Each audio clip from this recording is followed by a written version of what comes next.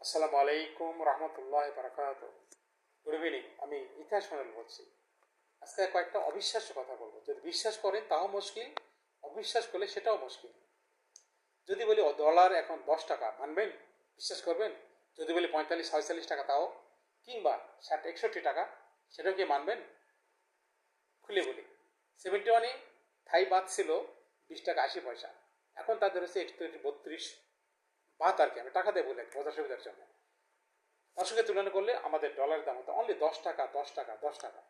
আর ফিলিপিন্সে ছিল 6 টাকা 43 পয়সা, তাদের এখন হচ্ছে 61-62 টাকা। তার সঙ্গে তুলনা করলে আমাদের হতো 45-46 টাকা।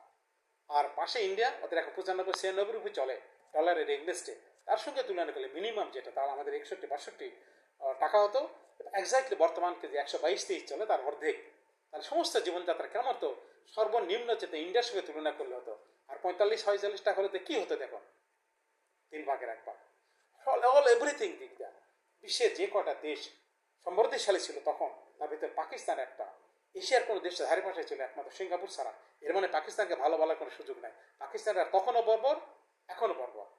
পাকিস্তানি কুজাত আর এই বাংলায় অজাত, এই মিলে একটা কম্বিনেশন, দারুণ একটা অ্যাডমিনিস্ট্রেশন ছিল, যার জন্য এটা চলছে। আমার প্রশ্ন এটাই, যদি ফিলিপিন্স পেরে থাকে, যদি থাইল্যান্ড পেরে থাকে, তাহলে আমরা কেন পারলাম না? এই উত্তরটা নিতে হবে এই বদমাইশের কাজ। এখন আরেকটা গ্রুপ আসে স্বাধীনতার মাহাত্ম বর্ণনা করতে, এই হারামিদেরকে ধরতে হবে। আরেকটা গল্প বলি। আমার মা খালারা ছিলেন 4 বোন। যখন একসঙ্গে গ্রামের বাড়িতে যায় মেয়েদের নিয়ে আসা তো খাওয়ানোর জন্য, তখন আমার নানা শৌখিন ছিলেন উনি গরু জবাই করতেন। এবং একটা গরু একবার হয়েছে যে গরুর চামড়া বিক্রি করে গরুর মাংসের পুরা মূল্য পরিশোধ করা গেছে আর কি। এটা অতি সত্য কথা, বাস্তব একটা কথা বললাম। সে চামড়ার মূল্য এখন কোথায় গেল খেয়াল করে দেখুন। গরুর চামড়া বিক্রি করে মাংসের দাম পরিশোধ, গরুর পুরো মূল্য পরিশোধ করা গেছে আর কি। সেই চামড়ার দাম এখন কোথায়?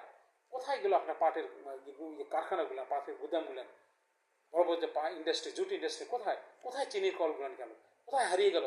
পাকিস্তানে তো আর নাই। হারালো কেমন করে? এই প্রশ্নের উত্তর নিতে হবে ভাই। 71-এর স্বাধীনতা হলে স্বাধীনতা ছিল না, সার্বভৌমত্বের একটা স্বাধীনতা। অন্ডকোষবিহীন পুরুষ আর 71-এর স্বাধীনতা এক। তাহলে মহত্বটা ছিল এই কারণে, আমরা যে যান প্রাণ দিচ্ছি, লক্ষ লক্ষ লোক যে শহীদ হয়েছে, জমিন উৎসর্গ করছে, এটাই তার মহত্ব ছিল। আর লক্ষ লক্ষ মা বোন যে আমাদের বেইজ্জতি হয়েছে, এটা। আর যেটা বলেছে তারা মুখে, স্বাধীনতা, অর্থনৈতিক মুক্তি, হ্যান ত্যান, এটা ওটা, ন্যায় বিচার, কত কিছু, সমস্ত ছিল ধোঁকাবাজি।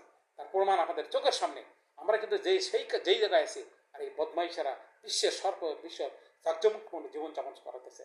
আজকে এই পর্যন্ত কথা রাখতে চাচ্ছি। আল্লাহ হাফিজ।